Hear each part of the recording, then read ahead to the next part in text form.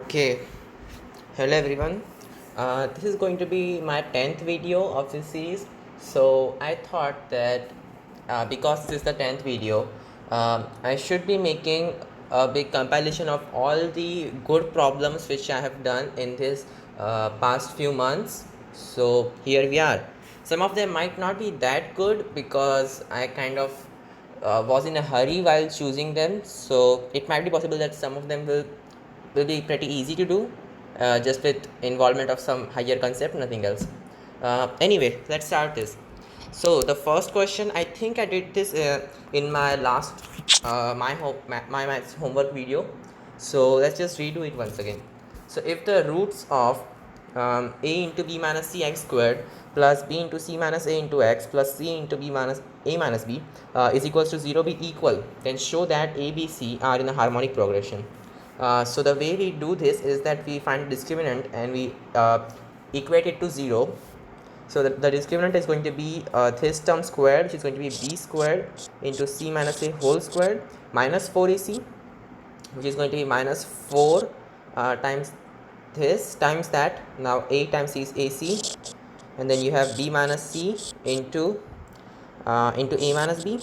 Okay, and we want this to be equal to 0, which means that if I divide this equation by b square into ac, here I will get c minus a whole squared upon ac is equal to 4 times, I am dividing by b on each bracket, so that will give me 1 minus c by b into okay, a upon b minus 1, fine, which can be written as 4 into, let's see, a upon b minus 1 and then minus of ac upon b squared and then positive c upon b. Okay, fine. Okay, so that can be written as 4 upon b into, let's see, this is going to be, I think it might be beneficial to write it as b squared. Maybe not. Okay, let's just go with it. So 4 upon b of what do we get over here? We get a plus c, and then you have minus ac upon b, and then you have I think minus b, fine. Okay, and then you have minus b over there. So that's also yeah, so you are taking this 1 by b common, so you will have minus b over there. Okay, let's just erase some stuff. Okay, fine. And then what can we do with this thing? Okay, here's the deal. I think, okay, you got ac upon b over there. That's not cool. Oh, we can do this thing. Okay, fine. So let's not go into that right now. Let's first write it like this. This is going to be minus 4 plus 4 into, well, here's the thing, a plus c upon b minus ac upon b squared, fine. Now I'm going to transpose this 4 on this side, and that will give me c minus a whole squared. Okay, c minus a whole squared plus 4ac upon ac, okay, which is basically nothing but c plus a whole squared upon ac, and it is equal to this thing. Okay, it's equal to that thing, fine. Just erase everything else. So where do we go from this? Now what I'm going to do is that I'm going to divide this by AC once again, and you will see something nice will happen. So divide by AC once again, you get AC squared over here, so I can write it as C upon A upon AC whole squared, which is nothing but 1 upon A plus 1 upon C whole squared. Over here I will factor out a B, factor out 1 upon B from it, and then the remaining thing would be yes, so this thing a plus c, but now you have to divide by ac over here, and then you have to divide this by ac, so that's gone, and this 1 by b is gone, so it's going to be minus 1 by b. Okay, this is basically pretty much that thing. This is just 1 by a plus 1 by c. Now I'm going to call 1 by a plus 1 by c as m and 2 by b as n. So this can be written as m squared is equals to, this is 2n into m minus, this is I think n by 2, yeah, That should do it. So that will give me m squared is equals to 2mn minus n squared, which means that m squared plus n squared minus 2mn equals to 0. So m minus n whole squared is equals to 0, which means that m is equal to n, but m was this thing 1 by a plus 1 by c, and n was this thing 2 by b. So these are equal, which means that 1 by a, 1 by b, and 1 by c, these are in an arithmetic progression, which means that a, b, c are in a harmonic progression. Okay, first of all, let's select this thing. Let's go to the next question. Yeah, let's go to the next question. So the next question is, if 1 plus r squared all the way till r to the n is equal to this thing, then n is equals to what? Okay, so I'm going to write this thing as r to the n plus, yes, n plus 1 minus 1 upon r minus 1, right? That's basically using the sum of n terms of a GP, that formula, right? So here there are n plus 1 terms, so that times ratio raised to that power minus 1 upon ratio minus 1, yes, and this is equal to this thing. What I'm going to do is that I'm going to multiply and divide this by r minus 1, so this gives me r minus 1 over here, and r minus 1 into r plus 1, that is r squared minus 1, but r squared minus 1 into r squared plus 1, that is r to the 4th minus 1, but r to the 4th, and you see what pattern is going to happen. This r to the 4th minus 1, that becomes r to the 8 minus 1, and then this becomes r to the 16 minus 1. Okay, so assuming that r is not 1 and what we did was correct, just cancel these away. So that gives me n plus 1 is equals to 16, so n is equals to 15, something like that. Okay, cool. Yeah, let's go to the next question. What?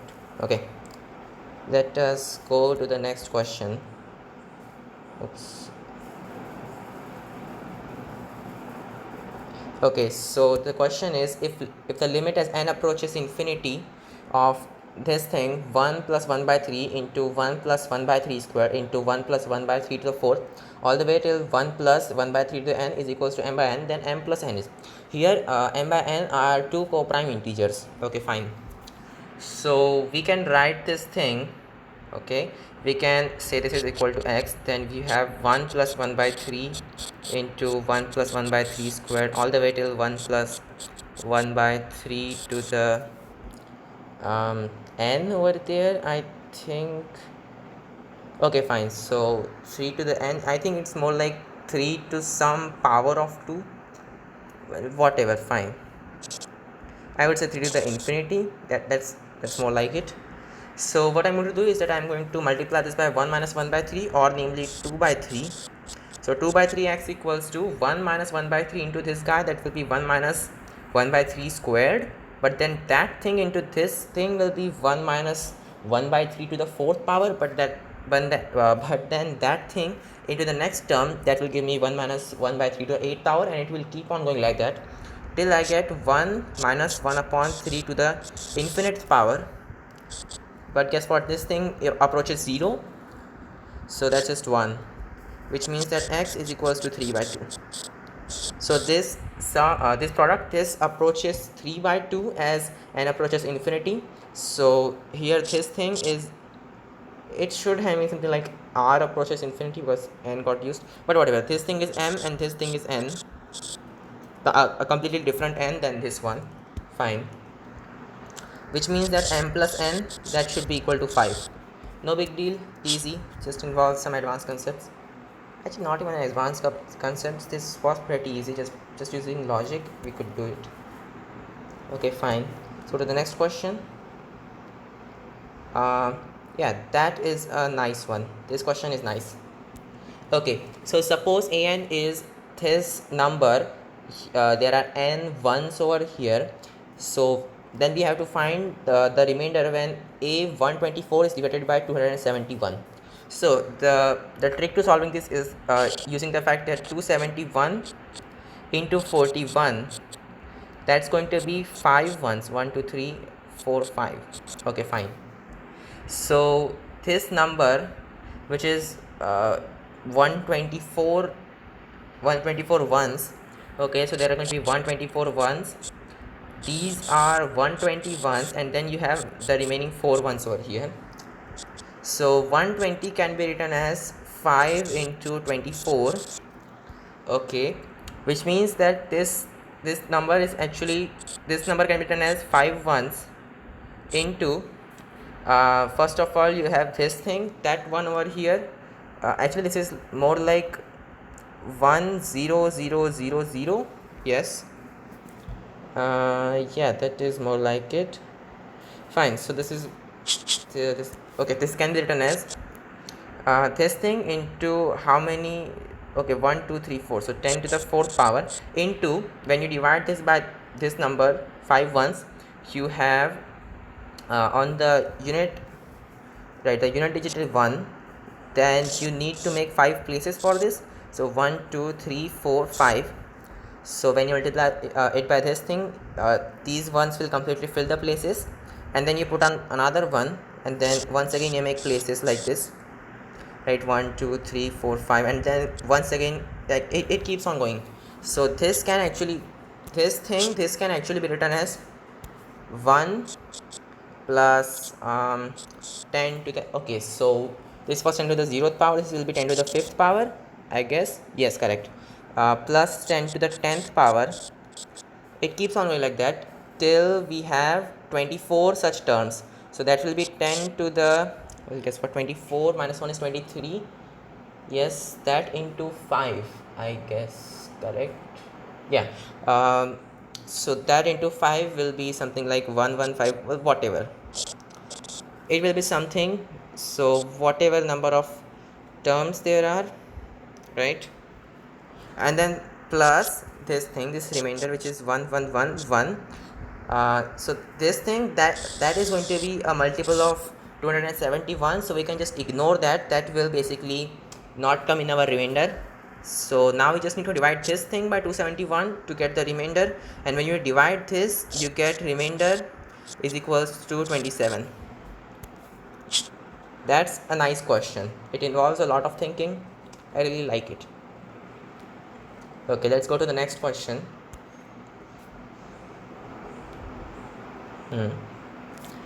Oh, this is one of the questions which my tutor sent me. Okay, so suppose 1 upon 1 squared plus 1 upon 2 squared plus 1 upon 3 squared all the way till infinite terms, that is pi squared by 6. Then what is this thing? 1 upon 1 squared plus 1 upon 3 squared plus 1 upon 5 squared. So basically all the odd numbers, okay, all the way till infinite terms, what is that going to be? So that's easy, let's just do it. So this thing can be written as 1 upon 1 squared plus 1 upon 3 squared plus 1 upon 5 squared, and it keeps on going like that, sorry, and then plus the remaining thing, which is 1 upon 2 squared plus 1 upon 4 squared plus 1 upon 6 squared, I mean all the even numbers basically. It keeps on going like that. That is going to be pi squared by 6. Now what is this thing? This thing is 1 by 4 of 1 upon 1 squared plus 1 upon 2 squared plus 1 upon 3 squared, da da da, it goes like that. But this thing, this is basically pi squared by 6.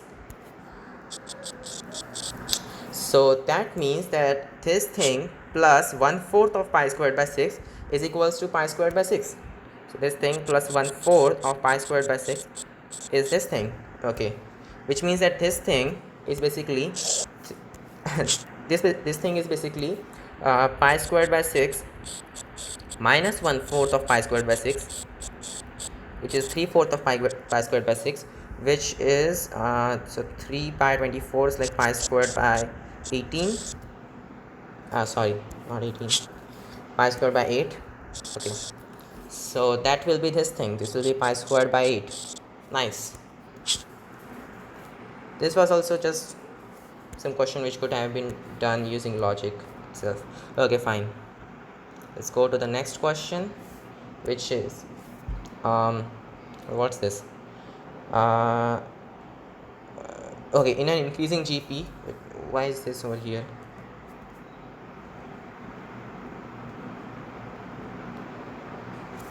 I don't know. Why is this thing over here? Just move it somewhere. Okay, fine. So this question is, in an increasing GP, the sum of the first and last term is 66. The product of the second and the last but one term is 128, and the sum of all the terms is 126. How many terms are there in the progression? Okay, cool. So the sum of the first and last term is 66. So A plus L is equal to 66, where L is the last term and A is the first term. The product of the second and last but one term, the second term is going to be A times the ratio times the last but one term is when you divide this by R. So this product is going to be 128. You can see where we are going with this. A times L is equals to 128. Let's just make a quadratic from these two. Let's multiply this by A. So that will give me A squared plus AL is equals to 66A. So A squared minus 66A plus 128 is equals to 0. Okay, cool. 128, that is basically 64 times 2. Yes. So this becomes A minus 64 into A minus 2 is equals to 0. But look at this, this is an increasing JP, which means that A cannot be 64, because that gives me L equals to 2. So this is not correct, which means that A should be 2. That gives me L equals to 64. Okay, so L equals to 64, A equals to 2. That's what we got till now. Let's delete everything. Okay, fine.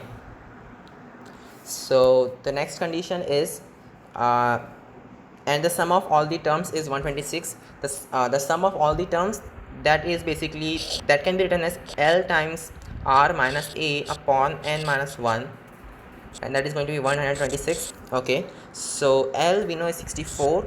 Sorry, this is supposed to be R. Okay, so L is 64, R we do not know, minus A is 2, upon R minus 1 is 126. Okay, cool. So that gives me 64 times R minus 2 is equals to 126 R minus 126. Just erase this thing. That gives me, what is this thing? This is going to be 62 R is equals to 128. No, not 128. 126 minus 2 is going to be 124. So R is equals to 2. So the ratio is 2. How many terms are there in the progression? Okay. So we got that the ratio is 2. Oops. Okay, fine. So now we know the ratio. Wait a second. Oh, yeah. So we know that the ratio is 2. We know the first term is 2 as well. And we also know that the last term, that was 64. Okay, fine. Let's go to the, let's make some space for ourselves. Okay, fine. So now we have to find how many terms are there in the progression. So L upon A, 64 upon 2, that is going to be R, which is 2 raised to the n minus 1 power. So this guy is going to be 32 equals to 2 to the n minus 1. 32 is nothing but 2 to the 5th power. So n equals to 6, which means that there are 6 terms in this, namely 2, 4, 6, 2, 4, 8, 16 and 64. Wait, what? No, 16 and then 32 and 64. Right, 1, 2, 3, 4, 5, 6. There are 6 terms in this. When you sum them up, you get 6 and then 14. This becomes 30, so this becomes 62. This is 126, correct. That was nice. Just delete it. Okay, cool. Let's go to the next question, which is determine whether this number with 91 digits is prime or composite. Okay, cool. So once again, it's just a logic based question. There are 91 of them. So 91 can be written as 7 into 1 and then you have 3, so 7 into 13. So that can be basically written as 7 pairs of 13 ones, I think. So this is going to be or maybe like 13 of 7 ones, whatever. So 1 1 1 1 1. Okay, 1 2 3 4 5 6 7. This is the first segment, and then you have 1 1 1 1 1 1 2 3 4 5 6 7, and then it keeps going like that till you have 1 1 1 1 2 3 4 5 6 and 7. So this number can be written as this thing 1 1 1 3 4 5 6 1 2 3 4 5 6 7 into, for this length we will have 1.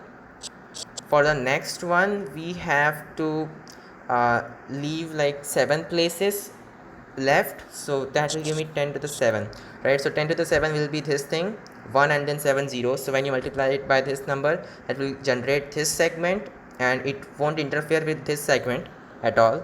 And then next we will have 10 to the 14, then 10 to the 21, and it keeps going like that till we eventually have 13 such terms.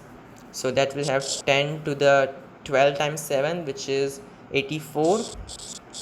Alright, which means that yes, this number is basically composite because it has this and this as two factors. Okay, just delete this. Okay, so the next, let's just do this question as well. Then we will do it later. Okay, fine. Okay, so the next question is, okay, so the numbers 49 4489 444889 are found by inserting 48 into the middle of the previous term. Oh, there is an extra over there. Actually I wrote this question down, so that's just a writing mistake, fine. Are found by inserting 48 into the middle of the previous number. Prove that these are all perfect squares. Okay, fine. So obviously 49 is a perfect square. What about these terms? These are creepy. These we do not know how to deal with, but let's see what we can find, like if we can find some pattern over there. So this is the first term, so a1, that's 49, fine. The second term you have 4489. The third term you insert 48 in between this, so that gives me 444 and then 889. And then the fourth term, that is 4444 8889. Now I'm going to write this in a different format. I'm going to write this as 48 plus 1, and then here you have this 8 and plus 1, right? Basically the same stuff, this time writing in a different format so that you can see some pattern over there. See, when this is the first term you have 1 4, second term you have 2 4s, 3 4s, 4 4s, and then similarly with 8. Okay, cool. So we can say that the nth term should look something like this.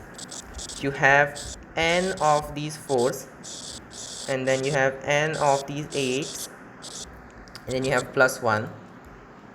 Okay, cool. Now that can be written in a different format as well.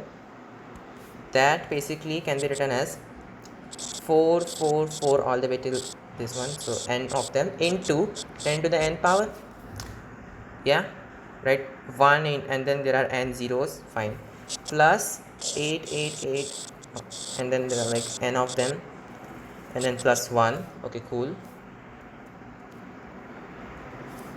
So now we have to prove that this thing is a perfect square. Fine, no big deal. Let us see what we can do with this. Okay, so here's the thing, this can be written as 4 by 9 into 99999, n of them, that is basically 10 to the nth power minus 1, and then there's this 10 to the nth power, and then there's this thing which is 8 by 9 of 10 to the nth power minus 1, and then plus 1. Okay, cool. So that can be further written in a different format. So that can be written as I'm going to take 1 by 9 common from this, so that will leave me okay, so you have 4 into 10 to the 2n power, that is basically 2 into 10 to the n squared, and then minus 4 into 10 to the n power into 10 to the n power. Okay, cool. And then this thing, okay, so plus 8 into 10 to the n power, this 9 is gone, and then minus 8, and then you took 1 by 9 out of it, so you got plus 9 over here, so this becomes plus 1. This makes it plus 4. Okay,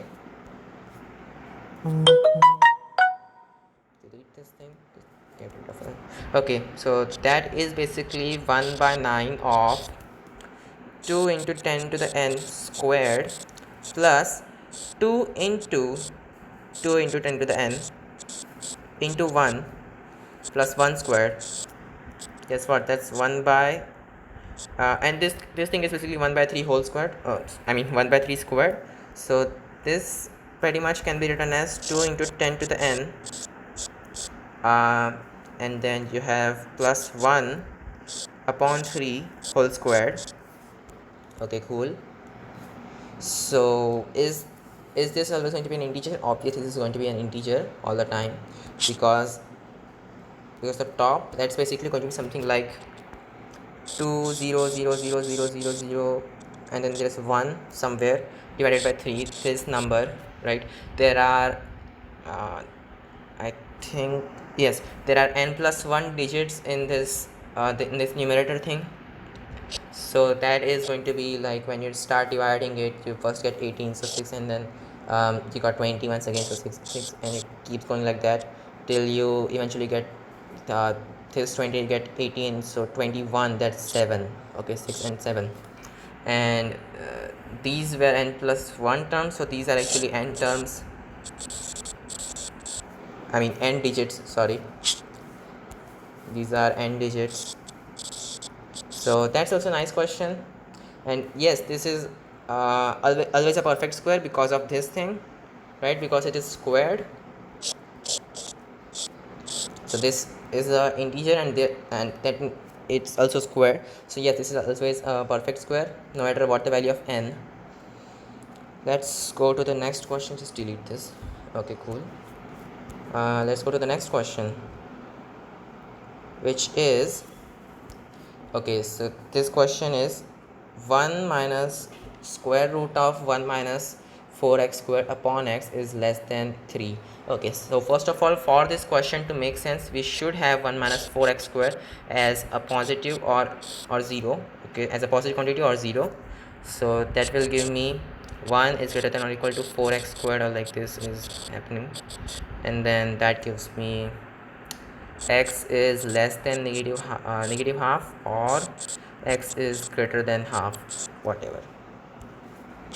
Alright, so x is either less than negative half or greater than half. Fine. So let's consider some cases. What if it's less than negative half? Okay, so if x is less than negative half, you can definitely see that 4x square is always a positive quantity. So 1 minus 4x square, that's going to be something which is less than 1, and then the square root of that is still something which is less than 1. So 1 minus something which is less than 1 is something positive.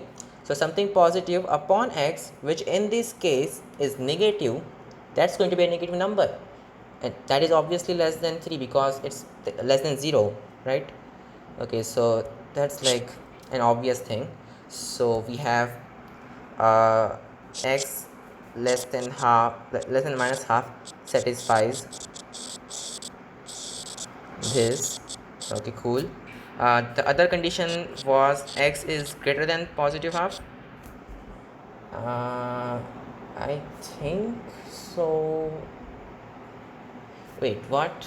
No, I think, shit, this might not be good. Oh, sorry. I'm really sorry. Okay, so we had 1 minus 4x square is greater than 0, right? That gives me 1 by 4 is greater than x squared.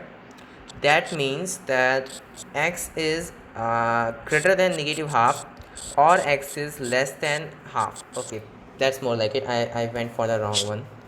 So case 1 is when x is greater than negative half, and actually greater than or equal to, because that also works, and x is a negative number. Okay, cool. In that case, what I just said, that this would be some number which is less than 1, and then the square root of that would be some number which is less than 1. So this would be a positive thing, and then positive upon something which is negative because of this condition, that will still be less than 3. So that works. Yes, fine. So for all values of this set, x is greater than or equal to negative half and it is less than 0, this equation is automatically satisfied. Okay, fine. So solution, let's just write solution 1. So solution 1 is x is less than 0 and it is greater than or equal to negative half. Okay, cool. Let's go for the case 2. So what else can happen? X should be greater than or equal to 0. That's another thing which can happen, but then x should be less than or equal to half as well. Actually it can never be equal to 0 because that gives me like undefined things. So x is greater than 0, or and x is less than or equal to half. That's another case over there. Okay, fine. Okay, so wait, that means that x is a positive number, which means that I can multiply this inequality by x. So that will give me 1 minus square root of 1 minus 4x squared is less than 3x. Okay, that means that 1 minus 3x is less than square root of 1 minus 4x squared. Okay, is this thing positive?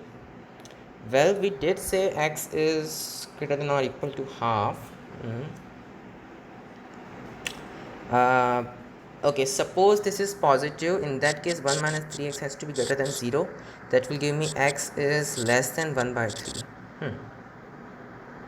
Okay, sorry, it's supposed to be less than half. Okay, so x is less than 3. We know that x is less than or equal to 1 by 2, but that does not mean that x is less than 3. X is less than 1 by 3. Okay, fine. Okay, so x is less than 1 by 3. That's obviously a much smaller quantity than this guy. Okay, let's take another case. Okay, let's convert this case into some other thing.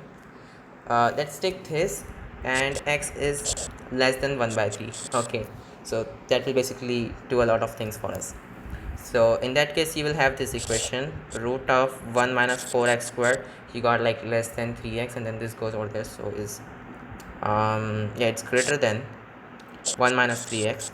And look at that, 1 minus 3x is going to be a positive quantity because of this thing, and then this is obviously positive, so basically we can just square this, right?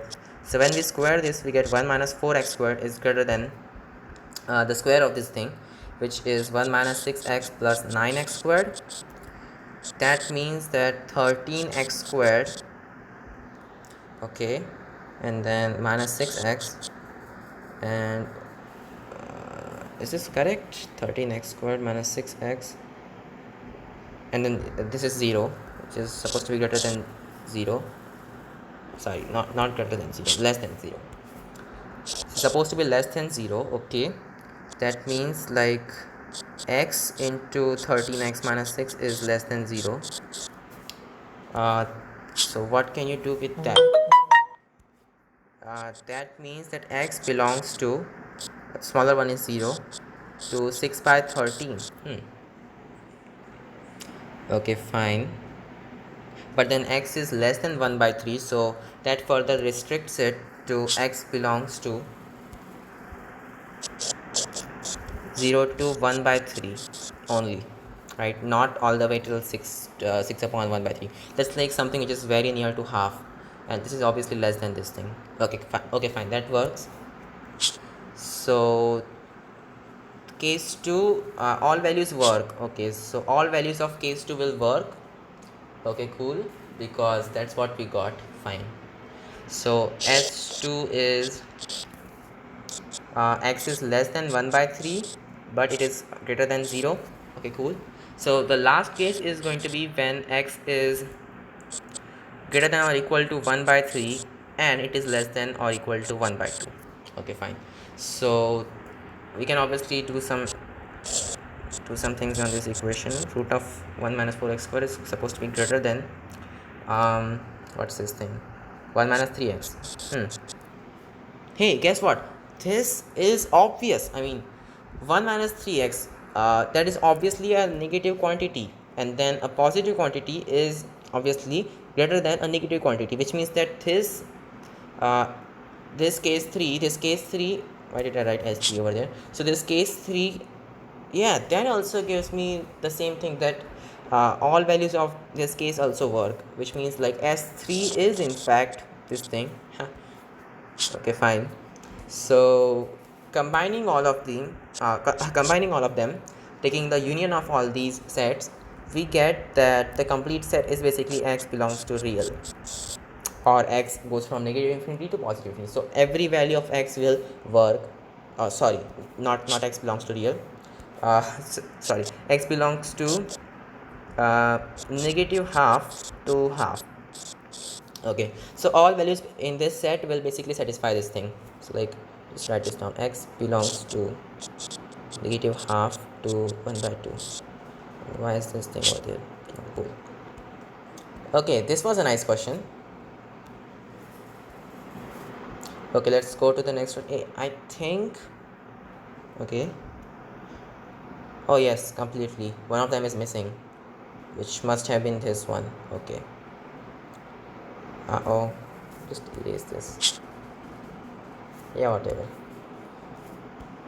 So this question says that the real values of, by real values it means the real solutions of simultaneous equations. You have xy plus 3y squared minus x plus 4y minus 7 equal to 0, and 2xy plus y oops, plus y squared and 2xy plus y squared minus 2x minus 2y plus 1 equals to 0. Okay, that's a big thing. What can you do with this thing? I think the way I did them before was noticing that this part is common, xy minus x, and here also you get xy minus x once you factor out that 2. So just multiply this by 2 and then subtract it out of this equation. That should work. Okay, so you'll get y squared minus 2y plus 1, and then subtracting this, this 2x cancels from that, and then you have minus 6y squared. Okay, this thing cancels from this guy, and then you have minus 8y, and then positive 7, that is supposed to be equal to 0. Okay, fine. So that is basically a quadratic in y. That will give me two values. I will be able to check if one of them works or it doesn't. Okay, so this becomes minus 5y squared minus 10y plus, what's this thing, 8, I think so. I don't know if this is correct or not. 7 plus 1. Yeah, I think this is correct. Oh wait, no, sorry, I really messed up. This is not supposed to be plus 7, this is supposed to be plus 14, because I had to multiply by 2 first. Sorry, so that is supposed to be plus 14. So this will be plus 15 equals to 0. So let's multiply this by minus 1 by 5. That gives me y squared, and then plus 2y, and then minus 3 equals to 0. So that is y plus 3 into y minus 1 is equals to 0.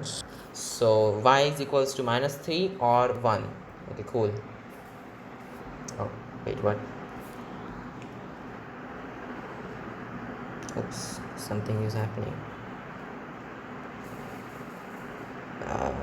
Whatever, just delete this thing. Okay, I don't know why it came like that. Let's delete that as well. Wait, what is with this? I mean, what's with this blank space? Where are all the questions in this space gone? I don't know. Are there anything? Okay, whatever, just deal with it. Okay, fine, I'll just have to deal with it. Maybe some of the questions are gone. whatever. So that gives me y equals to -3 or 1. It is this as well, most likely. I think some of them are completely gone. Don't know how.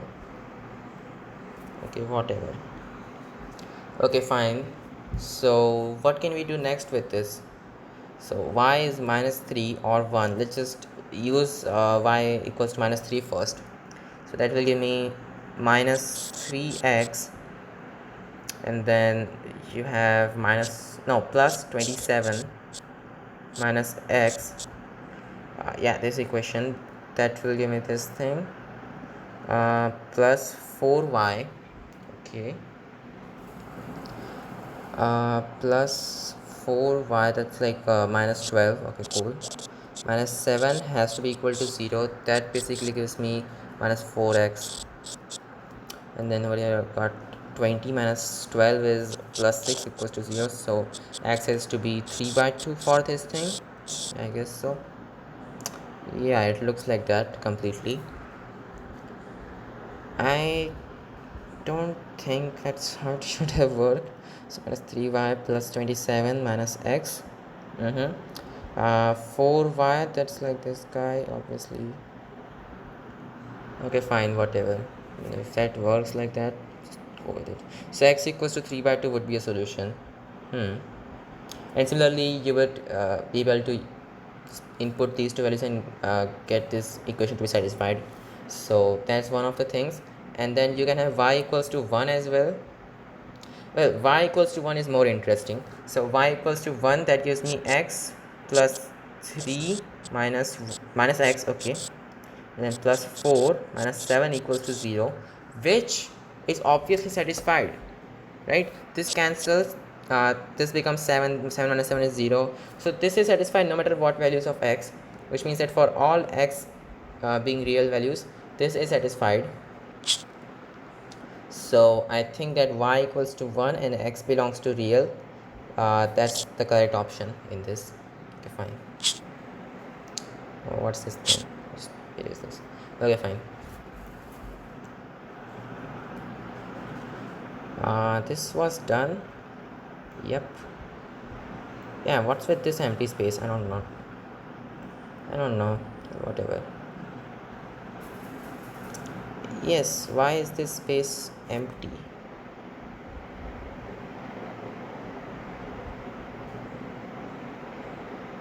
What's the deal with it? Whatever, just go with this question now. Prove that 2 raised to 1/4 into 4 raised to 1 by 8 into 8 raised to 1 by 16 into 16 raised to 1 by 30, all the way till infinite terms, that is going to be 2. I think we have done that. So this is supposed to be 2 raised to 1 by 4 plus 2 by 8 plus 3 by 16 plus 4 by 32, and it keeps going like that. This is supposed to be equal to 2, which is almost the same as saying that this guy has to be equal to 1. So just write that down. This guy has to be equal to 1. Okay. Yeah. So how can we do that? We can do this like in the following way. So 1 by 4 plus 1 by 8 plus 1 by 11, it keeps going like, sorry, 1 by 16, it keeps going like that. This is 6. Okay. And then plus 1 by 8 plus 1 by 16, and it keeps going like that, plus 1 by 16, and then it keeps going like that, plus, and then it, yeah, this keeps going. So probably you are seeing what kind of pattern we are getting over here. So three of this series which involves 1 by 16, then the fourth one doesn't, and then 4 of them which involves 1 by 32, and then the fifth one doesn't. Yes, so the first series, that is going to be 1 by 4 divided by 1 minus 1 by 2, which is just half. So 1 by 4 divided by half is like 2 into 1 by 4. Then the next one is going to be 2 into 1 by 8. The next one is going to be 2 into 1 by 16, and it keeps going like that, which basically is nothing but half plus 1 by 4 plus 1 by 8, which is 1. So yes, this is correct. No problem with it. So easy. Go to the next question. Let alpha, oh yeah, this was a nice one. So you have alpha of n being equal to 1 minus half plus 1/3 minus 1 by 4, and then plus 1 by 5, and keeps going like that. Okay, alternate terms are negative and positive. Okay, and then the last term is negative 1 to the n minus 1 and 1 by n. Okay, fine. So we have to find something about alpha of 2n. Okay, cool. The first option is 1 by n plus 1 plus 1 by n plus 2. That's weird. The second option says that alpha of 2n should be less than for 1 for all n. Without doubt that. Is this always correct? What about n equals to 1? Because that would make it equal to 1. So second option is obviously not correct. Third option is alpha of 2n is greater than or equal to 0.5 for all n. This might be possible. Okay, and the fourth option is 0.5 is less than alpha of n is less than 1 for all n. Well, that's definitely not correct because yes, it's not correct because like for oh wait, yes, D is obviously not correct. B actually, oh wait, sorry, B can be correct. All right, so B might be correct. We do not know about that. Fine. D is obviously not correct because when you put n equals to 1, this does become 1. But about B, I think I was wrong. So when you put n equals to 1 over here, you don't get alpha of 1, you get alpha of 2. So technically you have to put 2 in the n in the formula given to us. So that will give me 2 minus 1, which is negative 1 raised to negative 1. It's like, so negative 1 raised to 1, which is negative 1 upon 2. So that will give me 1 minus half, which is half. Okay, cool. So yeah, this is correct. This is always less than 1. Okay, let's just do it now.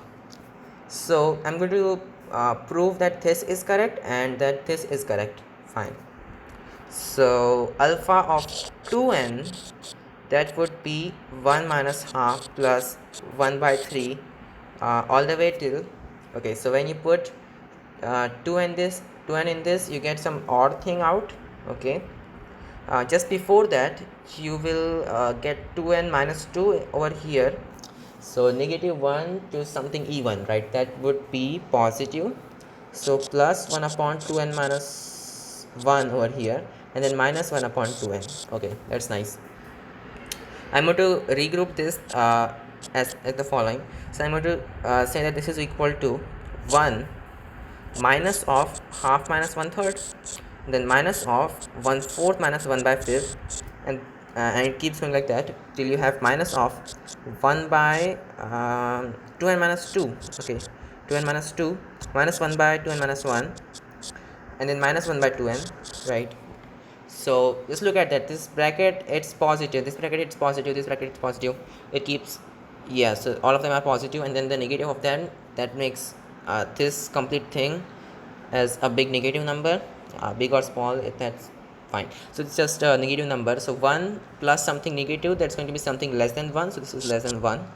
So that's correct. Yes, this is always less than 1 for all n, right?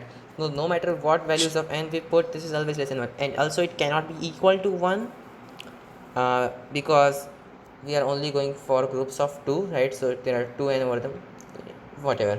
So this is correct. What about this one? Oh, this is obviously not correct. So D is not correct. That's having n over there, which is not less than 1 all the time. It can also be equal to 1. Fine.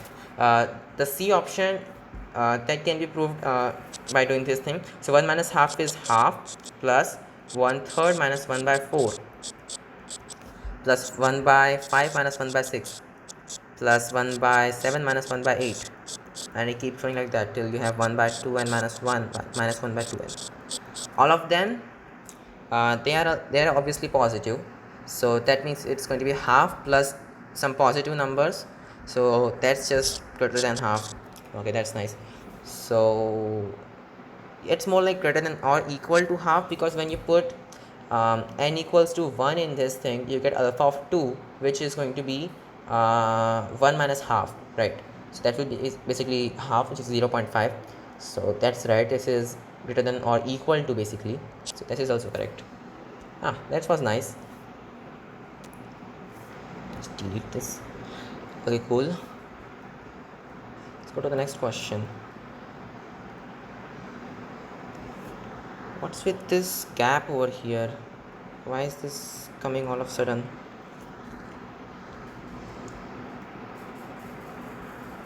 I don't know. Why is this gap over here?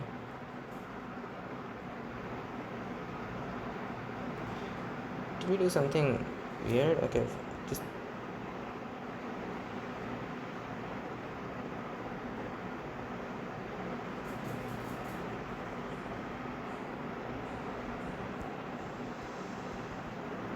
okay. Was it already over here? No, it was. Shit, it was not here. Then how did this? Oh god, there's supposed to be some weird thing happening to this. Okay, fine. I've got to be careful the next time.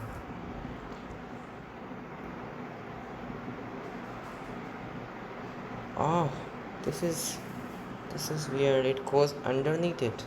Can't believe it. Okay, whatever. Okay, let's go to the next question, which is log base 3 of 16 to the x minus 2 times 12 to the x, that is supposed to be less than or equal to 2x plus 1. Okay, so that is basically when you raise this to 3, you should still have that inequality. So 16 to the x minus 2 into 12 to the x, which can be written as okay, I will let it later, which is less than or equal to 3 times 3 to the 2x. Fine. So that is like 4 to the x squared minus 2 into 3 to the x into 4 to the x, and then minus 3 into 3 to the x squared is less than or equal to 0. This can be factored. This can be factored as 4 to the x minus 3 into 3 to the x, and then 4 to the x plus of 3 to the x is less than or equal to 0. Well, this guy cannot be like negative or 0, so we can just throw it over here, ignore this thing. And what about this guy? Yeah, this can be negative. So 4 to the x minus, okay, some stuff first of all. 4 to the x minus of 3 into 3 to the x, that is less than or equal to 0, which means that 4 to the x upon 3 to the x is less than or equal to 3. Okay, cool. Oops. So that means that yes, that means like x is less than or equal to log base 4 by 3 of 3. Fine. So that's our answer for this question. Just delete this thing. Okay, so the next question is okay, so the next question is if log base 2 of x plus log base x of 2 is equals to 10 by 3, and that is also equal to log base 2 of y plus log base y of 2, and x is not equal to y. Oh wow, then x plus y is equal to, okay, fine. So x is not equal to y, which means that x and y are two distinct roots of this equation. Log base 2 of something plus log base that thing of 2 equals to 10 by 3. So okay, so log base 2 of, instead of writing x, I will just say this is like p. I will call this as u. Okay, fine. So log base p of 2, that can be written as 1 upon log base 2 of p, which is 1 upon u. So in other words, you have u plus 1 by u is equals to 10 by 3, which can be written as 3u squared minus 10u plus 3 equals to 0. So here the solutions for u will be 1 by 3 or 3. Okay, cool. That should work. Yes, 1 by 3 does work. You have 1 by 3 minus 10 by 6 like 9. Okay, cool. Fine. So u is 1 by 3 or 3, which means that log base 2 of p is 1 by, sorry, what is this thing? Yes, log base 2 of p is 1 by 3 or 3. So that gives me p can be 2 raised to 1 by 3, which is like the cube root of 3, or it can be 2 raised to the third power, which is 8. So x can be one of them, and then y will be the other one. So x plus y will be the sum of these two. So x plus y equals to 8 plus cube root of 3, which is not in the options, so none of these. Fine, just delete this. So the next question is the solution set of log base half of x squared minus 1 is greater than 0 is okay. So whenever you raise these two, whenever you raise something which is less than 1 to these powers, and something which is less than 1 and positive at the same time to these powers, you have to flip the inequality. So that basically tells me log base, okay, wait, what? So when you raise half to this power, that will give me like x squared minus 1 is less than half to this power is 1, obviously. So that gives me x squared is less than 2. So x, okay, fine. But at the same time, x squared minus 1, it should be greater than 0 as well. Fine. So x squared minus 1 should also be greater at the same time, greater than 0 at the same time, because yes, because then if it's equal to 0 or less than 0, this would not be defined. Yes, so that means x squared is between 1 and 2. Okay, so well, case 1 is positive, that would mean that x is between 1 and root 2, or you could have like x is between minus 1 and minus root 2, right? So one of them, fine.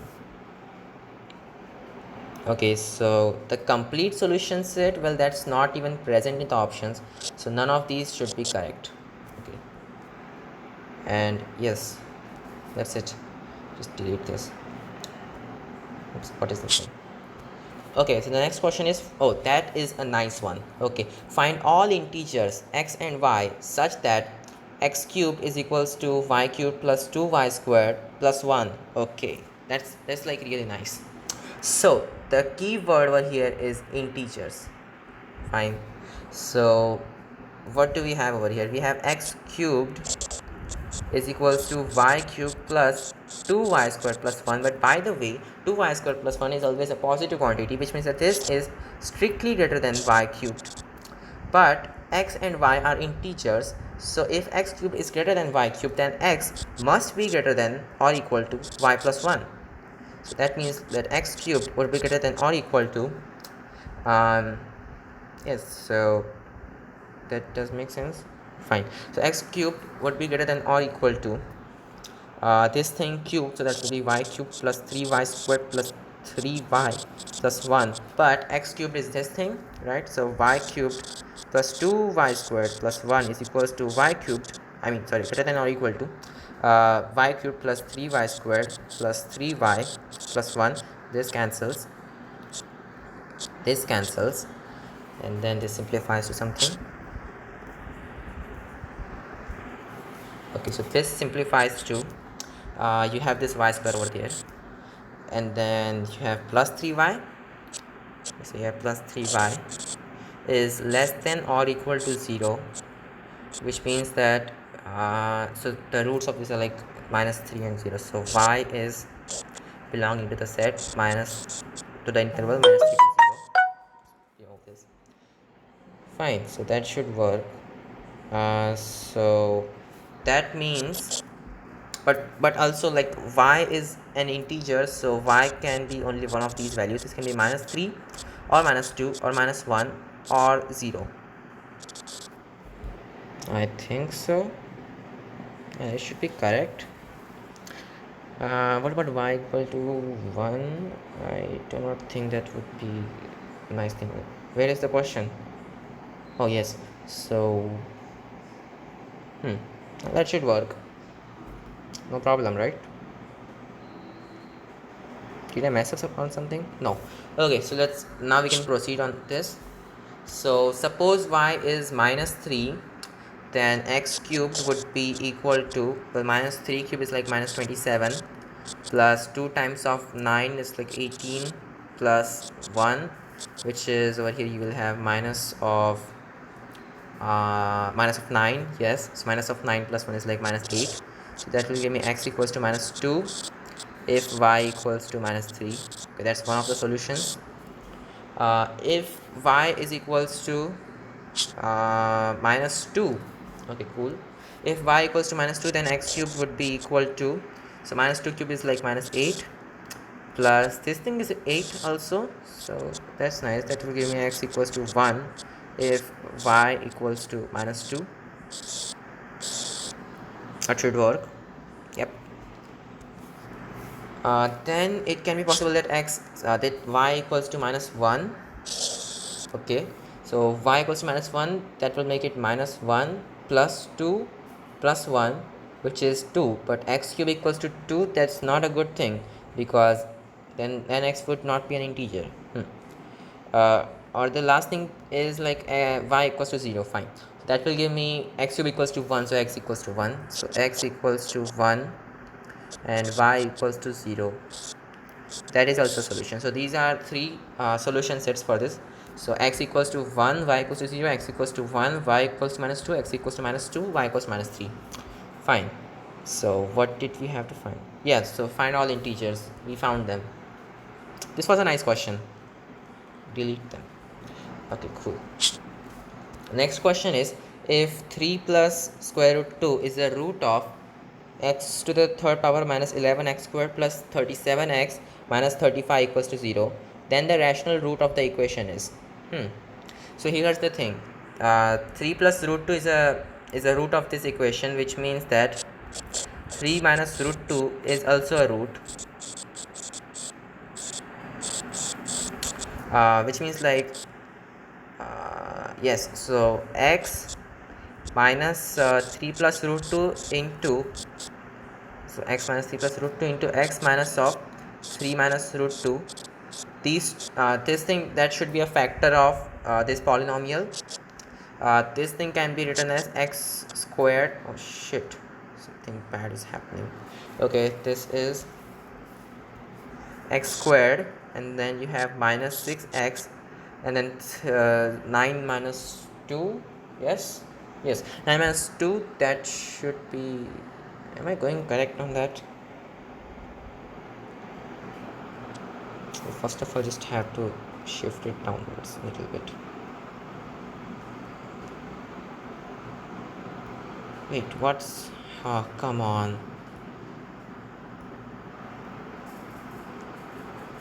Okay, whatever, just gonna stick with it. This is really frustrating. Fine, where was I?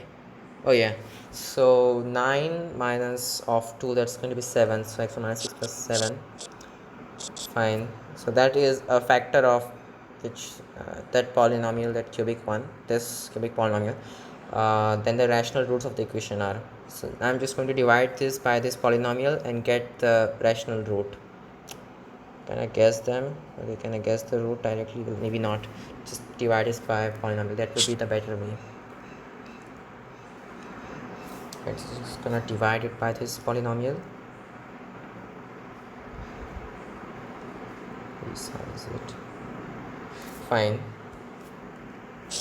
I'm going to divide x cubed minus 11x squared plus 37x minus 35 by this thing. Okay, first of all, you will put x over there, so that gives me x cubed minus 6x squared, and then plus 7x. We subtract this away, so that pretty much gives me, wait a second, no, it's correct.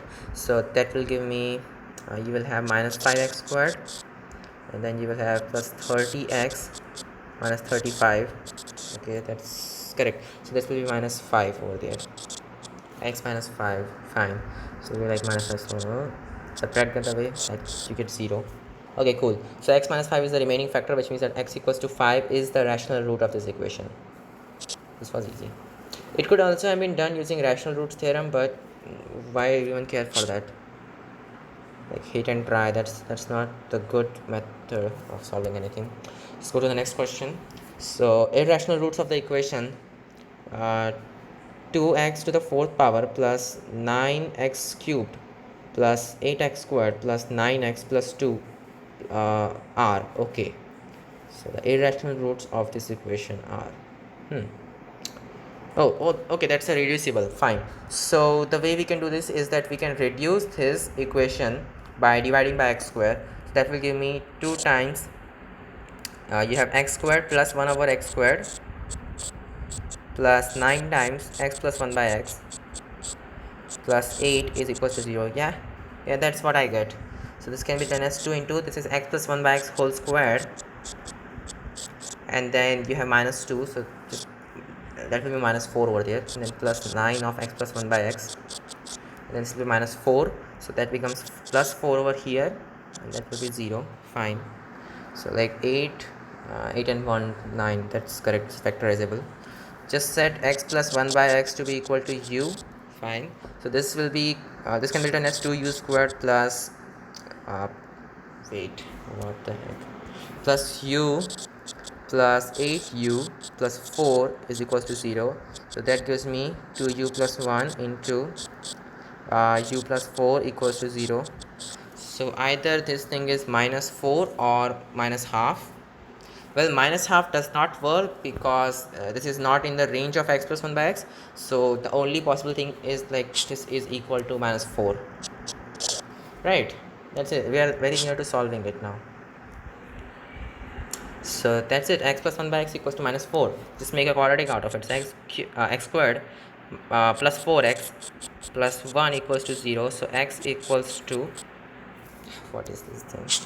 X is equal to plus minus square root of b squared, which is 16, minus 4 over here upon 2. So that's only plus minus. You can take, if this is going to be 12, which is okay, that's 2 root 3, so this is going to be root 3 minus 2. Not bad. So minus root 3 minus 2 and plus root 3 minus 2, these are going to be the irrational roots of this equation. Okay, the other two will be imaginary. We are not going to deal with those. Okay, so where are those? Okay, so you have this thing. I want it to be negative though. So wait, what's with this thing? What's happening? There are no minus 2. The options are not matching. Shit.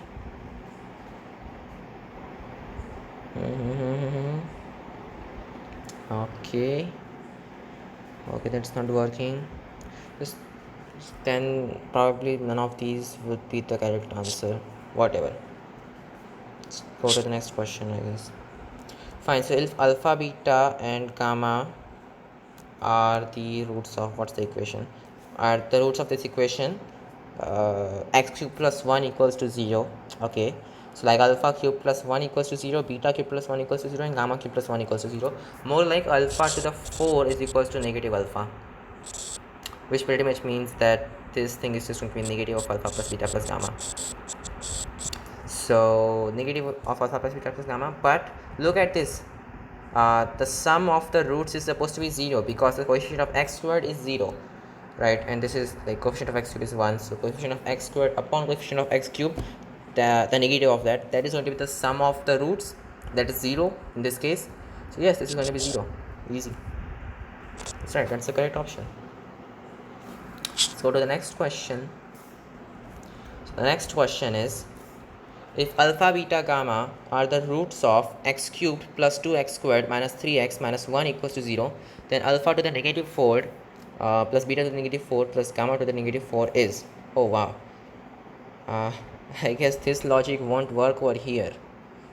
Okay, what do we do? This can we just kind of find the roots? I don't think there are any rational roots, and there are at least not any kind of integer roots of this thing, so that would not be a good thing to do. So let's see what things we will have to find out. So alpha to the negative 4 plus beta to the negative 4, this will be simplified to alpha to the 4 beta to the 4 plus beta to the 4 gamma to the 4 plus gamma to the 4 alpha to the 4 upon alpha beta gamma whole raised to the 4th power. Okay, fine. What can we do with this thing? Oh, come on, think of it.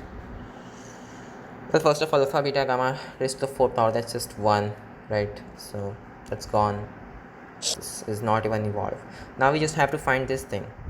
We already do know that alpha beta plus beta gamma plus gamma alpha, that thing turns out to be negative, like this thing's like negative 2. So maybe why don't we try squaring this? Yeah, that will be better. So just square that, you get alpha squared beta squared plus beta squared gamma squared plus gamma squared alpha squared and plus 2 into, so alpha beta gamma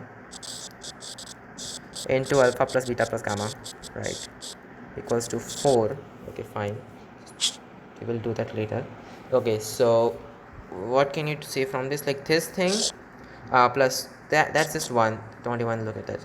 Alpha plus beta plus gamma, oh shit, sorry, this is not minus 2, this is not minus 2, this is minus 3, sorry, supposed to be 9, fine. Really sorry for that. Okay, fine. And then this thing that is minus 2, okay, cool. So this is going to be minus 2 over there. Alright, no problem. Yes, that's correct. So that means, well, what, so this is going to be minus 4 over there. So alpha square beta squared plus beta squared gamma squared plus gamma squared alpha squared, this thing that's going to be 9 plus 4 is like 13. Okay, so that's the important piece of information which we got. Now I think I remember somewhat that we will also need the information of like what alpha square plus beta square plus gamma square is. That's not too bad. So alpha squared plus beta squared plus gamma squared, that is nothing but alpha plus beta plus gamma whole squared minus 2 times of alpha beta plus beta gamma plus like gamma alpha and then that thing, fine. So that's going to be this thing is minus 2, so it's going to be 4 minus 2 into minus 3, right? So it's going to be minus 3, so it'll be plus 6, which is 10. Okay, no problem. This thing is 10. This thing is 10. Okay, cool. Now let's square this once again. So that will give me alpha to the 4th, beta to the 4th, and then all that stuff, plus 2 times of let's see what we get. Alpha squared beta squared into this guy, like you have extra beta squared over there, and then you have this gamma squared to complete alpha beta gamma. So that will give me alpha beta gamma whole squared, and then the remaining thing, which is beta squared plus alpha squared plus gamma squared, whatever. We already know that this thing is going to be 10, and this is just 1, so that's like gone. This is 10, so and the square of it is going to be 169. So that will give me alpha to the 4th, beta to the 4th, all that stuff. That's going to be 169 minus 10, which, sorry, minus 20. So 2 into 10 is 20. So minus 20 is going to be 149. That's in the options. That's easy. That's easy. Really easy. So to the next question. So just place this first.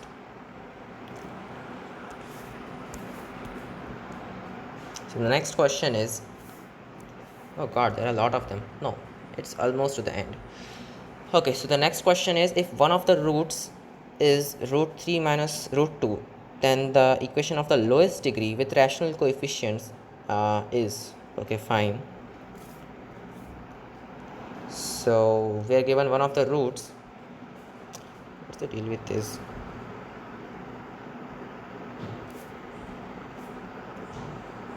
You know what? Just gonna send them somewhere.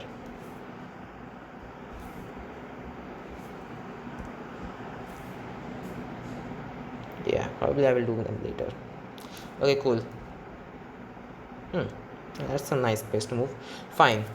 So if one of the roots is root 3 minus root 2, then the equation of the lowest degree with the rational coefficients is, okay, fine. So one of the roots is this guy, so like x equals to root 3 minus root 2. Okay, so yeah, fine. Like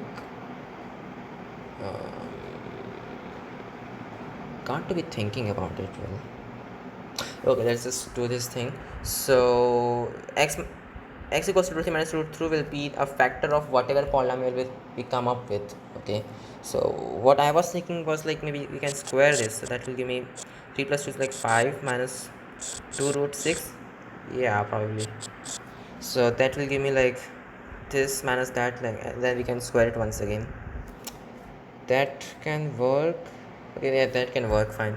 So we'll move that to this side, so it will be like x squared minus 5 plus minus 2 root 6, and then we can square it once again, so that will give me x to the 4 minus 10x squared plus 25 is equals to, well, 4 into 6 is 24, so that gives me like x to the 4 minus 10x squared plus 1 equals to 0. So first of all, this is a polynomial which is having this guy as one of its root. Okay, there should be 4 roots to this polynomial. Yes. So can this polynomial be factored into like uh,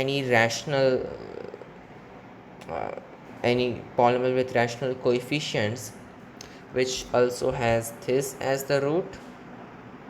I don't think so. I don't think we can make any kind of biquadratic from these. All right. Yeah, this is damn weird. I think this is in fact the polynomial of the least degree with rational coefficients.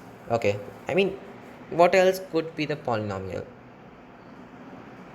Look at that, man. I mean, look at it. If you consider this in terms of x squared, like x squared equals to that guy. Oh god. Okay, this cannot be factored into any more like rational thing, whatever. Yes, it's going to be a biquadratic polynomial no matter what. So yeah, we will just have to deal with some biquadratics, because there's no way you can get rid of root 3 and root 2 at the same time by just squaring it. You will have to square it twice in order to get rid of that under root thing. So it has to be a biquadratic. Yep, which means that it should be this polynomial. So let's look at it. X to the 4 minus 10x squared plus 1 equals to 0. Yep, that's what we are looking for. Okay.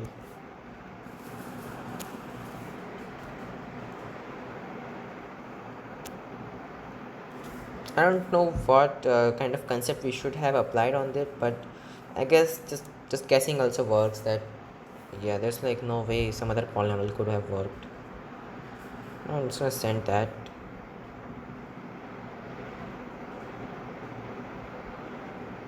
Over there as well. It's like, let it be. Don't send it right now.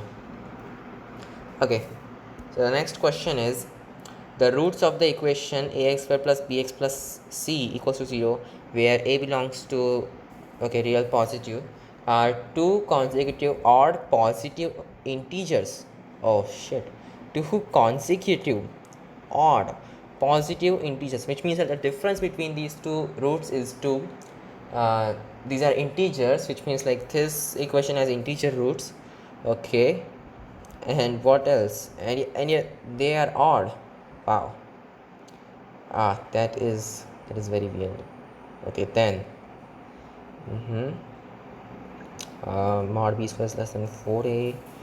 B is like not equal to, and also like they are positive. Okay, so what's the least positive odd integer which you could get? That's just 1, and the other one can be 3, right? Yeah, that has to be like the least of them. So in that case, the sum of these two, that would be minus b by a. So minus b by a, that would be 4. So 4 equals to minus b by a. Fine. And then these have two consecutive or positive integers. Wow, this is pretty weird, huh? It's roots. Fine. You know what that means? I guess I know what it means. That means that minus b by 2a, that is like that's the minima or the maxima, like at the extreme value, that has to be between the roots, right? So it has to be between alpha, which is a positive thing, and alpha plus 2, which is also positive thing, there's only one way that, like, okay, what about like a is negative? If a was negative, then this would be a positive quantity, and then okay, we have to look at something else. Fine, what else can we do with this? Oh shit. Fine. So that, like, that burden is off our head, so a of our shoulders. So a is a positive thing, which means that we can just multiply, like, yeah, minus b by a, like, that is actually greater than or equal to this guy. Fine. So minus b by a has to be greater than or equal to this, because these are like the least values. There could be anything which is greater than that. Fine, which means that minus b is greater than or equal to 4 times of this quantity, right? 4 times of this quantity, so 4a, because a is a positive thing. So what does that mean? Minus b, that is obviously some positive number, and minus the, like, minus b, that is also mod of, oh shit. So minus b in this case is going to be the same as modulus of b. All right, because look at that, here, from here you get, like, b is negative, so modulus of b, that's just going to be negative b, and that means, like, modulus of b is greater than or equal to 4a, and that's what this option says. That's nice. Let's go to the next question. I'm just gonna send it over there. Oh, come on. Fine, that should work.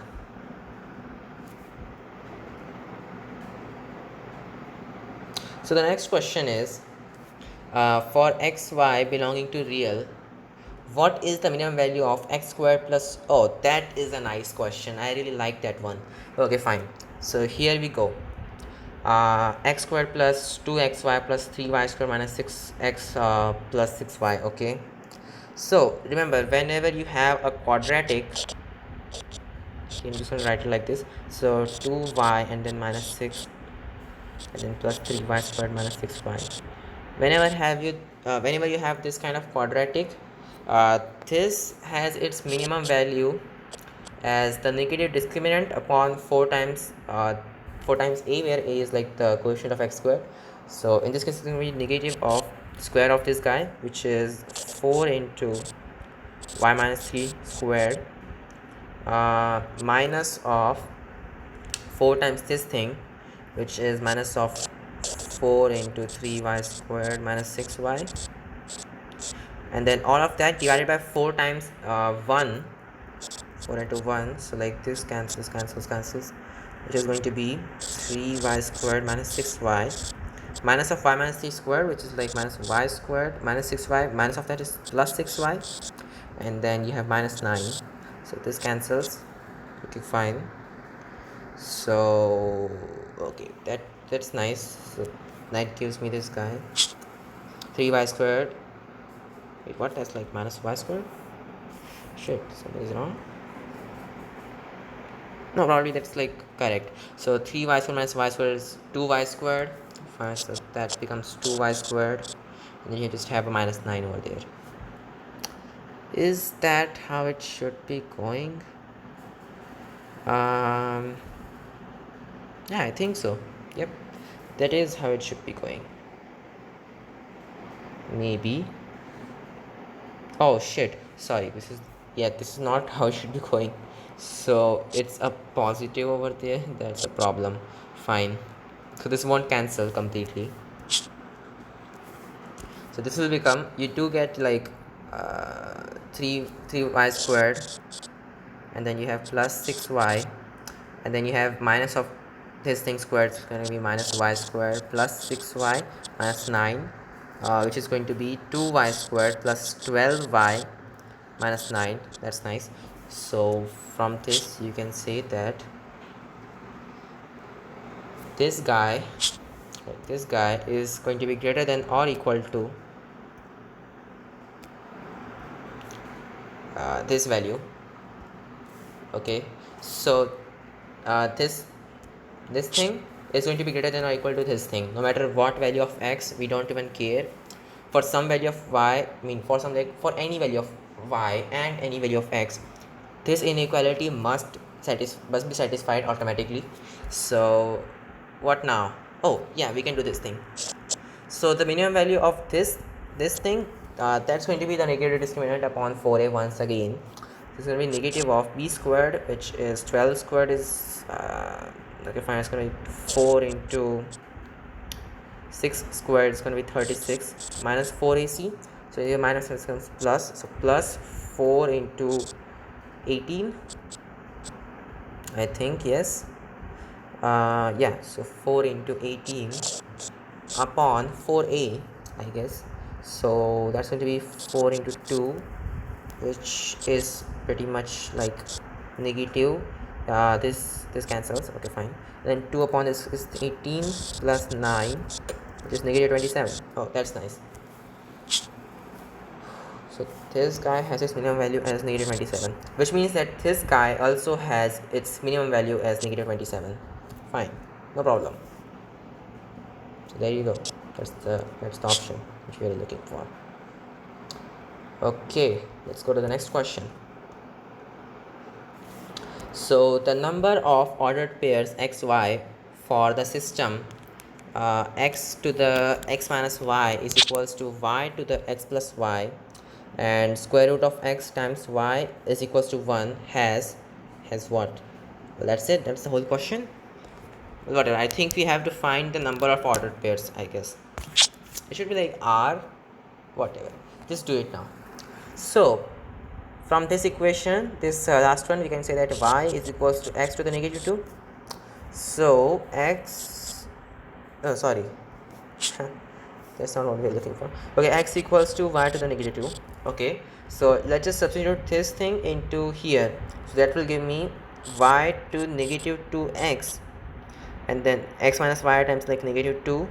This will be plus 2y is equal to zoom in, is equal to y to the x plus y. Okay, so that means either y has to be 1, therefore y equals to 1, or okay, by the way, y cannot be 0 because of this equation, or these two have to be equal. So minus 2x plus 2y has to be equal to x plus y. That gives me what's this thing, x is equals to y. Okay, no sorry, 3x equals to y. Fine, so y equals to 3x or y equals to 1. If y equals to 3x, I can just substitute this in that equation, so that will give me root x times 3x is equals to 1. So square that, you just get 9 times x, and then there's x squared, so x cubed equals to 1. That pretty much gives me x is equals to the cube root of 3 to the negative 2, whatever, which gives me y is equals to 3 times of that guy. So that's going to be 3 to the third power and then cube root of that. So that's just the cube root of 3. Fine. So that's one of the solutions. And if y is equal to 1, well, by the way, there's another option that y can be negative 1, but I don't think that will work because of this equation once again. And yeah, x has to be positive no matter what. X has to be positive. Fine. By positive I mean like positive or equal to 0. Okay, that will satisfy the domain of this thing. Fine, whatever. So the other condition is y equals to 1. That will also satisfy this equation. So when y equals to 1, that gives me x equals to 3. That should also work. Yep. No, wait, that oh sorry, why would x be equal to 3? It will be equal to 1. What am I writing? Okay, that will give me x equals to 1. That definitely works. Okay, that's right. So either y equals to 1 or x equals to 1, or this thing happens. Yeah, that's like all the ordered pairs. So the number of ordered pairs is 2 for this equation. Just erase some stuff right now. Okay, let's go to the next question, which is, I'll just move it down. Yeah. Okay, so the next question is, if 27 to the x plus 2 cosine 3y plus 8 plus 6 cosine y equals to 4 into 3 to the x plus 1 into cosine y. Oh, what is this? Then, this does not seem like a normal thing to me. Okay, I can do it like that. Okay, maybe that will work. I think that's how I did it the first time. Yes. So okay, so 27 to the x, fine, just 27 to the x plus now 2 cosine of 3y plus 6 cosine of y. Okay, whatever. 2 cosine of 3y, that's going to be 2 into 4 c cubed. By c cubed I mean cosine of y cubed minus 3 cosine y. That's just a formula for 3 cosine of 3y in terms of cosine of y, where this c represents the cosine of y. Fine, plus 8 plus 6 into c that is equal to 3 to the x plus 1 is just 3 into 3 to the x. This is going to be 12 into 3 to the x into cosine y. Just write that c. Okay, fine. There we go. So this can be written as 3 to the x cubed plus, there you go, this is going to be 8, right? So that is 2c whole cubed, right? 8 is 2 cube and then this is 2c whole cube minus 3c, okay, minus 6 times c, that makes it 0. So plus 8, which is plus 2 cubed, that is equal to 3 times the product of all of these, which is like 3 to the x into 2c into 2. Look at that, 3 into 2 is 6 into 2 is 12, and then you have 3 to the x and you also have the c. So this only happens when either this plus that equals to 0. So 3 to the x plus 2c plus 2 equals to 0, which means that 3 to the x equals to negative of 2 into 1 plus c. But by the way, 1 plus c is always positive, okay, because c has its range over minus 1 to 1, so this has to be positive. But minus positive or equal to 0, yeah, that should work, but it cannot be exactly equal to 0, because then like this is never equal to 0, it can only approach 0. Okay, fine. So that means this is just a negative number or equal to 0, but this cannot be a negative number or equal to 0, so there's no solution in this case. So the other thing which could be happening is that all of these things are equal, which means that 3 to the x is equals to 2c equals to 2. That pretty much means that x equals to log base 3 of 2, and cosine y equals to 1. That means that y equals to 2 and pi. So that is it. Just look at the options. So x equals to log base 3 of log base 3 of 2, and y equals to 2 and pi for n belonging to integer, for n belonging to integer. Fine, let's go to the next question. So this is one of the questions which I think one of my friends sent me. It's not really anything involving a lot of logic or any kind of advanced math, but it's still fun to do, right? You get to see how cubics are solved.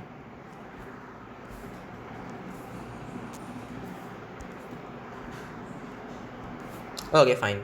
So we have to solve this inequality. So x cubed minus 7x squared plus 15x minus 10, that's the polynomial which we are looking for. Let's see if there are any roots or like any zeros of this polynomial just by hit and try method. So one of the good things which we can use is the is the integer root theorem, I think. Yeah, that's what it is, integer root theorem. Yeah, so that says that when you have a polynomial with integer coefficients, then the zeros of this polynomial can only be the factors of this constant term. Okay, if those zeros are integers as well, fine. So minus 10, that can be written as well, that has factors 1 and 2 and 5, whatever. Minus 10, that minus 10 10 thing, same stuff. Okay, and then 10, but all of that is supposed to be in plus or minus. Okay, so let's just start with the the easiest one, which is plus or minus 1. Suppose it is plus 1, that will give us, well, if you put x equals to 1 over here, you will get 1 minus 7 plus 15 minus 10. That's not 0. Okay, that's not 0. 1 minus 7 is like minus 6, and then it is minus 16, so minus 1, that does not work. Okay, fine. It could be minus 1 though. So minus 1 minus 7, that's minus 8, and then, oh shit, this is 2 negative, that doesn't work. What about plus 2? Plus 2 will give me 8. Just factor out x1. So 4 into 2 minus 7 is minus 5. So minus 5 into 4 is minus 20. Minus 20, and this is like minus 30. And then this is 30. So 30 minus 30 is 0. Oh yes, this works. So x equals to 2 is a 0 of this thing, which means that x minus 2 is a factor. So let's just divide this by x minus 2. X cubed minus 7x squared plus 15x minus 10. Okay, so you get x squared, you get x cubed minus 2x squared, subtract it out, so you get minus 5x squared plus 15x minus 10. Yeah, so you get minus 5x, so that becomes minus 5x squared, and then you have plus 10x, so subtract that out, you get 5x minus 10, so that's just plus 5, and then you get 0, whatever. So x squared minus 5x plus 5, yeah, that's weird. Fine, so that should be the other remaining factor. Yeah, so let's see when is this equal to 0. So x squared minus 5x plus 5 equals to 0. Wait a second, is this equal to 0 at any given time?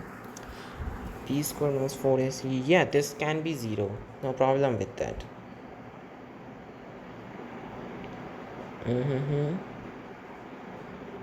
This might work. So what do we have to find? Oh, we have to, yeah, solve this inequality. Oh god, so let's just kind of factorize this polynomial. So the zeros of this polynomial can be plus minus square root of p square is like 25 minus 20 plus 5 upon 2, that is going to be plus minus root 5 plus 5 upon 2. So you have one of these, x minus x minus 2 is one of the factors, and then you have x minus of, one of them can be negative, so negative root 5 plus 5 upon 2, and then the remaining factor is x plus root 5 plus 5 upon 2. This is supposed to be less than or equal to 0. Let's just plot them on the number line. Which one of them is the least? Well, I guess this one should be the least, because 5 minus 2 point something, that's still 2 point something. So 2.6 upon 1, that's like 1 point, yeah, that is 1 point something. Okay, fine, so this is the least. So you have minus root 5 plus 5 upon 2, then you have 2, and then you have this thing, root 5 plus 5 upon 2. So we want this to be less than or equal to 0, plus minus plus and minus. So this is less than or equal to 0 in this region. Like, why is this so big in this region? Okay, so that means that x is belonging to negative infinity to negative root 5 plus 5 upon 2 union 2 to root 5 plus 5 upon 2. That should work. Fine, so that was one of the other questions. What is left? Okay, these two questions are left. Just delete that as well. Okay, so the next question is the number of negative integral solutions of x squared into 2 to the x plus 1. Okay, Oh, that's nice. Number of negative integral solutions. Okay, so x is negative, which means that this mod and this mod, this can be broken down. So mod of x minus 3, that is the same as negative x minus 3, because x is negative, so this quantity is going to be negative. So this works. So you will basically have x squared into 2 to the x plus 1, okay, plus this is going to be 3 minus x, so 2 to 3 minus x plus 2 is like 5 minus x, is equals to x squared into 2 to the, this is 3 minus x plus 4, okay, this is 7 minus x, plus 2 to the x minus 1, okay. What do we do after that? This is weird, okay. Maybe you can complete some square or do something like that. Wow, this is I was not expecting that. Okay, so what I'm going to do is I'm going to divide it by this number 2 to the x minus 1. So this will become x squared into 2 to the x plus 1 minus x plus 1, that will be plus 2. So 2 to the second power plus 2 to the 1 minus x, you just add it to that guy, this becomes 6 minus 2x is equals to x squared, you have it over there, and then 2 to the 1 minus x, you add it to this guy, that becomes 8 minus 2x. Yes, that should be correct. And then plus this is just 1 now, right? So now the constant term has been dissolved, whatever. So yeah, just factor the x squared out. So instead of factoring x squared out, just factor 4x squared out. So 4x squared into 2 to the, okay, so one of these two is gone, like 6 minus 2x minus 1, because it came from that side, is equals to 2 to the 6 minus 2x minus 1. Oh, that's nice, that is nice.